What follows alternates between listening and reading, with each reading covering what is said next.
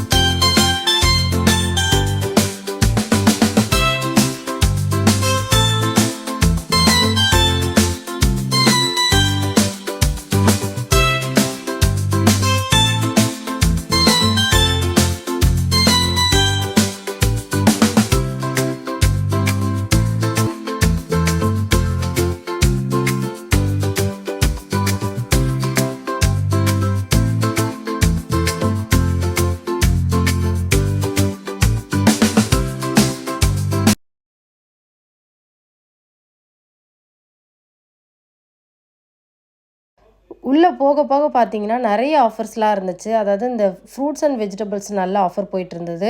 அது கொஞ்சமாக நாங்கள் பர்ச்சேஸ் பண்ணிக்கிட்டோம். நாங்கள் 2 ஃபேமிலியாக போயிருந்ததுனால சரி ஒன்றா வாங்கி ஆளுக்கு பாதி பாதிரி இந்த மாதிரி எடுத்துக்கிட்டோம். நாங்கள் ஸ்வீட்ஸு அந்த மாதிரிலாம் வாங்கினோம். உள்ளே பார்த்திங்கன்னா நிறைய வெஜிடபிள்ஸ்லாம் வந்து வெரைட்டி இருந்துச்சு நல்லா. வெளியில் கூட அந்த மாதிரிலாம் இருக்காது. ஆனால் உள்ளே நல்ல வெரைட்டியாக இருந்துச்சு. அதெல்லாம் கொஞ்சம் பார்த்துட்டு எதாவது வேணுமான்னு பர்ச்சேஸ் பண்ணிகிட்ருந்தோம். ஓவரால் வந்து என்னென்ன இருந்துச்சு அப்படிங்கிறத உங்களுக்கு வீடியோவில் ஃபுல்லாக காமிச்சிருக்கேன். நீங்கள் யூகேயில் இருக்கீங்க அப்படின்னா அந்த காஸ்கோ பக்கம்லாம் கண்டிப்பாக போய் பாருங்கள். உங்களுக்கு வந்து நீங்கள் எந்த மந்த்லியாக பர்ச்சேஸ் பண்ணுறீங்க அப்படின்னா கண்டிப்பாக இங்கே வந்து பர்ச்சேஸ் பண்ணலாம். ஒரு நல்ல ஐடியா கிடைக்கும். அதே மாதிரி வெளியூர் போகணும் அப்படின்னாலும் இங்கே வந்து கண்டிப்பாக பர்ச்சேஸ் பண்ணிவிட்டு போகலாம். நாங்கள் இங்கே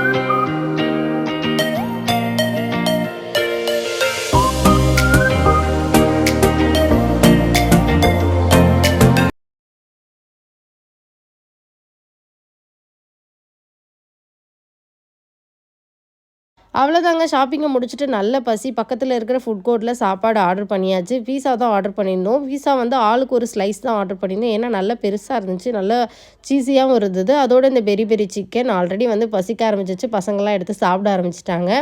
இந்த சீஸ் பீஸா வந்து ஒரு பீஸாவே சாப்பிட முடியல, அந்தளவுக்கு நல்ல டேஸ்டியாக இருந்தது. நல்லாவுமே ஒர்த்துன்னு தான் சொல்லணும். இன்றைக்கி டே ரொம்ப சூப்பராக போச்சு. இன்னொன்று வீடியோவில் பார்க்கலாம். பாய்.